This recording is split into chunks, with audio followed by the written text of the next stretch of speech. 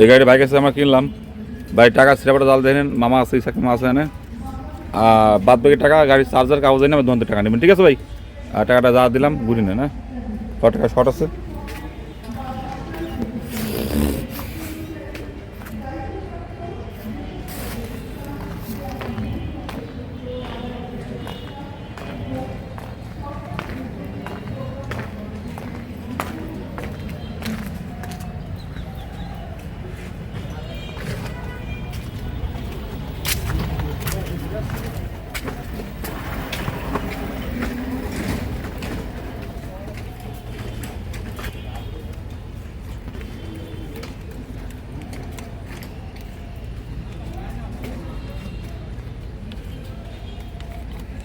ভাই এই গাড়ি তো আপনি বিক্রি করলেন তাই না, মহিগঞ্জ? অবশ্যই।